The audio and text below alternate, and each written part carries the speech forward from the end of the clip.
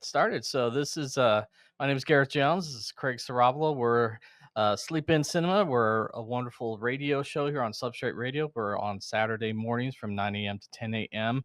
every week talking about film. And we have guests. And today we are starting our Sidewalk Film Festival 2025 series, interviewing directors and filmmakers who will have films here at the festival. So we're very excited to start things off with Jackson Devereux, one half of the directing team of Not One Drop of Blood, which is playing on Sunday at 12:30 at the Sidewalk Cinema during the festival. So get your tickets now if you don't have them already. I think that's a good time. Actually, Yeah.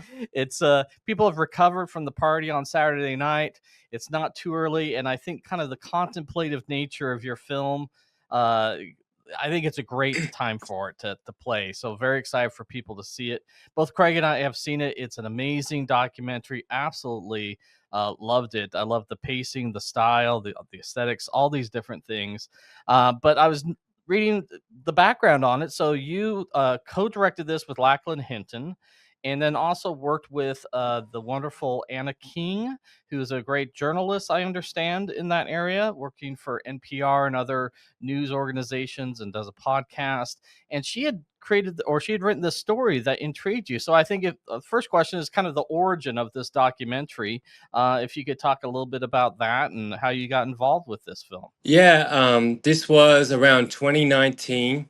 Lachlan and I both live in New York, and he was a fresh arrival. But we went to university together and at film school.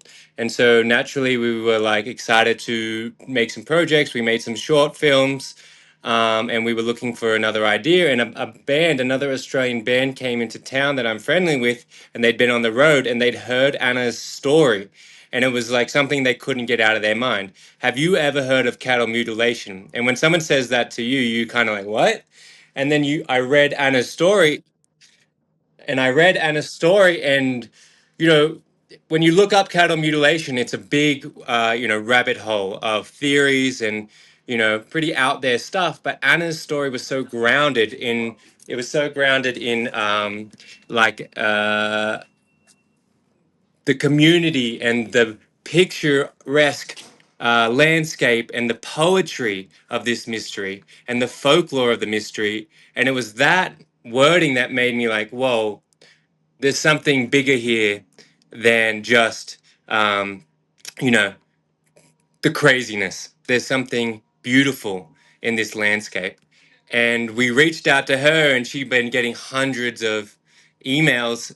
And I think the fact that two Australian filmmakers had reached out and were into the poetic nature kind of piqued her interest. And she was like, hang on, let me at least talk to them. And there was a bit of back and forth. She didn't know who we were or whether to trust us, but we ended up forming a really close relationship and spending about 4 years working out there. That's amazing. 4 years. I mean, yeah, documentaries can take a long time, that's for sure. And, with two Australians outside, I mean, this is a very tight knit community there in Eastern Oregon. I'm from Utah. I've driven through Eastern Oregon. I would go up to Seattle for music festivals there, and I would drive through there. And it's a fascinating territory. It's absolutely amazing in comparison to what people perceive when they hear Oregon. They think Portlandia and things of that nature, but Eastern Oregon is quite different. And so for you two to arrive there with her kind of as your guide, if you will, your person who got you connected to the community, what was that process like? Yeah, I mean, that's a great question. And so when we were talking initially, community was something that was very important to her. Anna's been working in this region for years. She's a rural journalist, and these are relationships she's developed over 10, 15, 20 years that date back actually to her father, you know, operating in that area. So she was very protective of these relationships. And when we explained, our background and my background, especially in documentary, a lot of it has been about building community and community that surpasses the length of the film. And so that was part of why we spent 4 years there. We're working in a very agricultural heavy area where cameras are not really welcome. You've seen the documentary we filmed, the branding. every question we got around the corner was, "Are you guys Peter?" You know.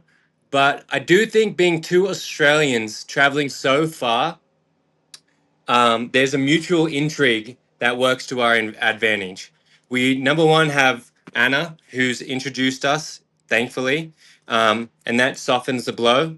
But there's a mutual intrigue and exchange of information that comes with being internationals, and that does work to our advantage. And we just you've seen the film, we're more of an observational approach. We really just wanted the community to do what they do, tell us what they've seen, and we didn't push for any certain narrative, and we were very careful of how hard we, you know, angled our filming and whatnot. We really wanted their way of life to inform the film. And Eastern Oregon, that was another reason why we were so intrigued about this, because the mystery resurfacing in Eastern Oregon, like you said, everyone thinks of Oregon and the northwestern forests and the water, and not the high desert and the cowboy country town of Burns and Harney County, where cattle outnumber people 14-1. We were like, that's worth documenting in an almost ethnographic function. And what really started to show us was that what really became like the core of it was how to hold on to legacy in a modernizing world. That really became a crux of it for us. No, I think you did a great job balancing those things. I think the way you described it there, I've really enjoyed that approach of immersing yourself in the community, but not really commenting on it yourself, letting people tell you their story and letting them really be participatory in the narrative. Craig, I know it reminded you of some films while you were watching it. Yeah. I mean, I just thought it was beautiful. Anything that's set in the New West, so to speak, is really intriguing. I mean, we just watched Eddington, which I don't know if you've seen that, which takes a whole different slant on it. But I'm thinking of Chloe Zhao, like any of those amazing vistas that she, and very slow and very, just looking at the beauty of it and the quietness of it. And you guys seem to really capture that amazingly well.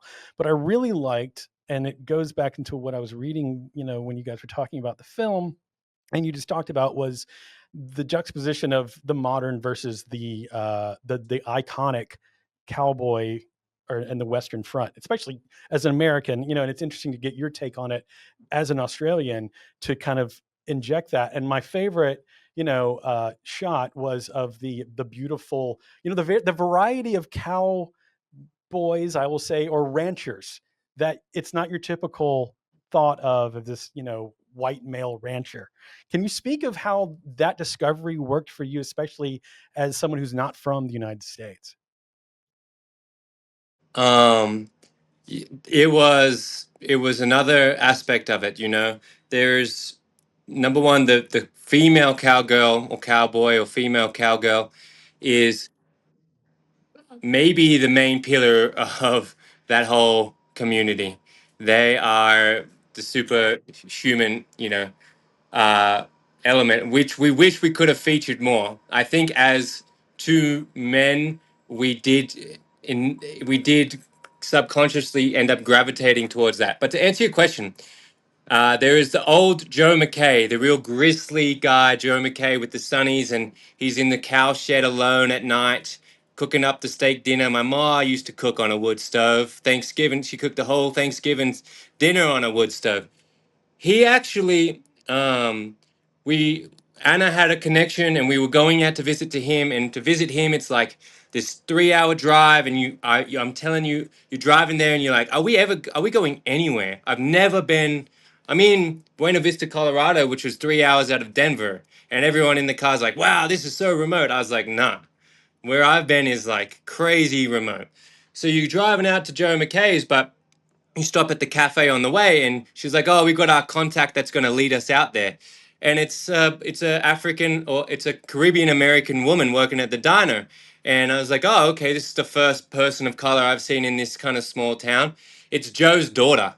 Joe and his wife, they ended up adopting 6 Haitian children, and they were raised in this hardcore cowboy lifestyle, and so it was like we were like, wow, we really discovered some diversity out here completely by accident. And then the Native Americans, we really wanted to make sure as filmmakers to include a diverse cross section of this area. We would drive in, and as you drive in, you see the Burns Paiute Reservation. So we're like, okay, that has to be a part of this film. It can't just be cowboys on horses, you know? But it was very difficult just because of their very small time. They were engaged with us. They just didn't have the resources to commit to working with us. But it was one day, I'm a basketball player, an avid basketball player. I was looking for somewhere to hoop, and some kids were there and they were like, "Oh, you hoop? I hoop." Every time we came in there, I started hooping at the Native American Reservation Armory with these kids. We'd arrive on a Sunday night, it would be 6:30. First thing we do is all those teens, they would want to hoop with us. And we got really close with those guys. So it was really organic things. We ended up Claire, the cowgirl who's there at the branding and she does the rope. She became an associate producer for us because she's actually a filmmaker. So we just got really embedded into that community. The Mennonites serve the best food there, and we just would go to see them every day. And they're like, "What are y'all doing?" We're like, "We're filmmakers. Can we?" "Well, we're singing at the hotel, you know, doing some Christian carols." And I was like, that's probably my favorite thing I've ever filmed, just the way it plays and like that it found a spot. But man, the community, this is the thing. You go in there with no angle because it's a very, Eastern Oregon wants to seed into Idaho, right? So from the political spectrum, I'm from the New York bubble. Oh my God, hyper liberal, hyper different. And we're going into a hyper polar opposite community. We didn't want to approach this from a political standpoint. But what I do think is a unique power of this film, given the makeup of this country right now, is that if you just listen to people, they mean just as well as you do, you know. That is the hidden power for me, you know what I mean. In not making this political and just being able to listen to people, feel intimate with another side of a community that's so far removed from New York. You know, I think it does. If you really, like you said, it's a contemplative film. I hope people contemplate that um, that there is a middle ground somewhere for us to listen to each other, and that hey, we're all just like actually sweethearts underneath everything with our own existential crises. Yeah, I was gonna say Yeah. it is hyper specific to where it is, but there's a universality to it, to the story that I related to. I think again, people in Australia. I mean, I think there are these parallels. I mean, I've taught a class on the Western, and we talk about the Western genre in Australia, and I think there are a lot of parallels again with Native Americans, you know, indigenous populations. I think that For through sure. those conversations, I imagine there were some universal experiences there as well, or at least perspectives. So yeah, I think people are in for a real treat with this film. It's a slow burn. It's got some cool archival footage as well. I love some of those the news things that you play, but I think that Yeah, I balance, yeah. tell you one, the tapes that play there from the Harney County Oral History Library, Nice. which is thousands of tapes, and we figured out how to digitize the PDFs and search, and we found one on mutilations, and it was crazy. But then they became this textual idea of time and folklore, and we really liked how they played. So thank you guys. You guys really seem to understand it. I think when people get this film, they get it. Yeah. They, you know, and I think you've got to go into it with a patient mind.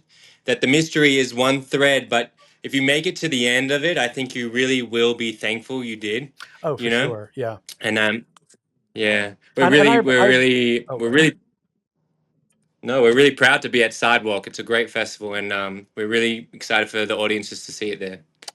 That's great. And again, you know, it is. I love that you brought this community to the viewer, because when you think of cattle mutilation, there's this, you know, lore about it and urban legend about it, Hmm. and it can be silly and it can be fantastical, but you guys did an amazing job of putting that aside and really kind of using that as the skeletal structure of getting to know these folks.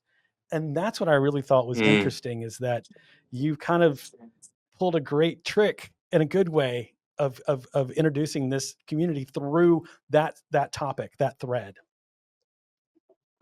It was always a Trojan horse for us. And one thing is that comes back to respect for the community. I want to ask, I have a question that I'll ask you guys actually, but, you know, when you hear, one thing being in New York, reading about it, doing research, I read books, I read deep papers, about figuring out maybe what's behind this. But when you go out to that area, you quickly realize that, like, hey, remoteness and myth play into the existing mystery, the perseverance of a mystery. This community is kind of like their hands are tied. There's only so much that they can do, and I really wanted to like depict that. That's the other part of the story. It's like, you can think, oh, it's this crazy thing, or there's these crazy people, but when you have like a rancher whose whole life is dedicated to preserving the life of livestock, tell you something's not right face to face, and a person who's like really beautifully intelligent, you have to believe them. And that, I hope we, showed that. But we also wanted to show that they don't know how to get the answers. And that was part of the reason they wanted to work with us, is that maybe someone out there will throw it out to them. But my question to you is, we all have theories. What are your theories after watching the film, if you have any? I was gonna say thanks for asking that, because I loved the police officers in this film and how many theories they had and how open-minded they were. Actually, again, they weren't just closed-minded thinking, "Oh, it's just this one thing." It's Satanists. There's that one comment. Yeah. I mean, it is amazing. I mean, I have no idea, to be honest. I mean, how these things happen in patterns. It's like crop circles, same thing, right?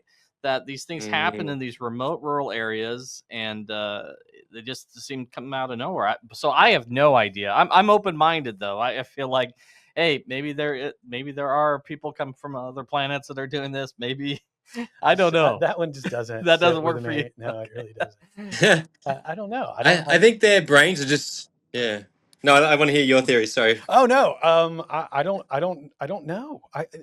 I thought you did a great job. You know what it's funny is that I was waiting for a big reveal, and not to give anything away. I was happy to see that we still don't know what's happening. And man, maybe it's some sort of cult. I have no idea. Any outlandish theory is just as good as the other. That's what it's. That's where I think the cops were throwing it out there, because they spend time there. Hey man, we got a live mutilation. That was crazy at the end. So, not to give anything away, but it's one of my favorite stories to say at a Q&A, is that we were near the end of filming. We go in to say hi to the sheriff's office because they gave us so much time, and we really got close with them as well. And we went in to say hi. No cameras, nothing. We walk in, they go, and am I allowed to curse? They say, "What the fuck? You got any blood on your hands? You got any blood on your hands?" And we're like, "What?" They're like, "We just had a call within the last hour for a mutilation." And so we went out with them. But that was it. That became the film. We drive another 2 hours to the south of the county for the guys to be like, well, yeah, but I mean, but you saw it up close and personal. So we can all speculate about it and see the photos and hear the stories, but you were there. So when you see something like that, after you've been talking about this for that amount of time, what were the expectations? Like when you see it in person, did it change the way you go, well, this has got to be extraterrestrial. This has got to be supernatural. Like what was your thought process when you actually saw it? I got, and it was an evolution. This was years. So we first went to Sylvia's Valley with Colby, who there were 6 bulls out of all this herd. It's crazy. It's a crazy story. This one is the most insane. And you see the skeletons all lying there in a world where predators need to eat and survive. And the bones have remained intact for a year. Nothing's touched it. No predators, scavengers have come in even after it's died. That made me think, one, that's super strange. 2, that means there's something nefarious in the animal. I do think it's like a poison and then bugs that eat the soft tissue. But Oh yeah. there's so many people that can disprove that theory. It says it makes it impossible to close it. Then when you're driving out to Joe McKay's, coming back at night in wintertime, and you've got to pee and you've gotten lost on the dirt road with no headlights and no GPS, and you get out to pee and it's pitch black and you're peeing and you see nothing but some cattle eyes staring at you in pitch black, and you're looking around and you can't hear anything but your pee stream, you think, it really could be anything. It could Right. be aliens, or it could be somebody could get here at night and no one would know. There's no way of knowing. Right. It's so isolated out there. You know. So Oh. I'm at odds. Okay, well, fair enough. I will say that one, just kind of going back for a second, then I'll drop it to you, Gareth. But there was one line that really stuck out to me, and it was the couple, and they were talking about the bones. And nature has a rhythm, and when it's disrupted, we don't know what to do with that, and it makes us very uneasy. I'm paraphrasing, but I really thought that was an interesting take. He is so that pair. That's a expert tracker. The guy that was saying that nature has a rhythm. So he's talking about it from a tracker's mindset, right? He's a expert bow and arrow hunter. He had been brought in by the older guy whose family had a mutilation to come in and see, hey, can we find any tracks? Can we find any sign of what's killed this? Right? So even him, from his experience of hunting and tracking animals, none of it made sense from a nature's rhythm standpoint. And it just doesn't sit well with these people whose whole life is agriculture. You know, they're not doing this just, you know, for the sake of it. It's something that's to them is like, what? Like, no, really, like real. I'm really like, they would be like, no, I'm really for real. Like, this is not anything normal. This is not natural. So that hits heavy. Yeah. No, I was gonna say, and it's like it's generational knowledge too. That's the thing. I mean, you have multiple generations of family who've been doing it and lived in the same place, and are so in tuned to that world that to suddenly encounter this, I can only imagine how jarring it is, how disruptive it is. Not just financially of losing cattle, but just to that whole rhythm of life that they have. But I gotta say, going back to when you were talking about seeing the cow's eyes, I mean, like you could have gone in a completely different direction with this documentary. I mean, it could have been much more lurid and creepy. I mean, there's certain parts that are still a little bit creepy just because of the nature of it. But really, you was that a purposeful intent, or was that just how it evolved? And you're like, okay, we don't want to really dwell on these more kind of lurid, disturbing elements. We really have this other story to tell. I just think I'm a big fan of like ethnographic observational film. So this is our directorial debut in a sense. I've been working as a producer, cinematographer, and documentary for a long time out of New York for 10 years. And often I'm the community manager. I build these relationships, embed with these communities, and then I would see a director or an editor or a network come in and just completely manipulate the story for the sake of story. And this was, in a way, my just saying, hey, I can't believe we got private financing to make a movie we wanted. We had offers to make something for the travel show, and they wanted like an X-File expose with our access. And that was staying true to our relationship with Anna, that rule number one is respect the community. And I think of it as that we was floating through the town. We were the ghosts of the slain cattle, floating through this town with nowhere to go, just hovering while this mystery remains.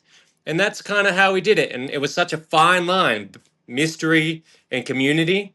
And that was the edit. And props to our editor, Byron, who we couldn't have done it without, but it's just a small filmmaking team. And I'm really proud, and speaking with people like you who really understand the film and it resonates with it.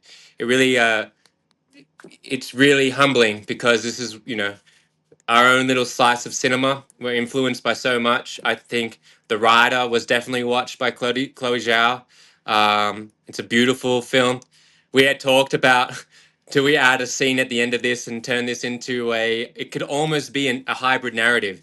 It feels that realistic at times, not so documentary.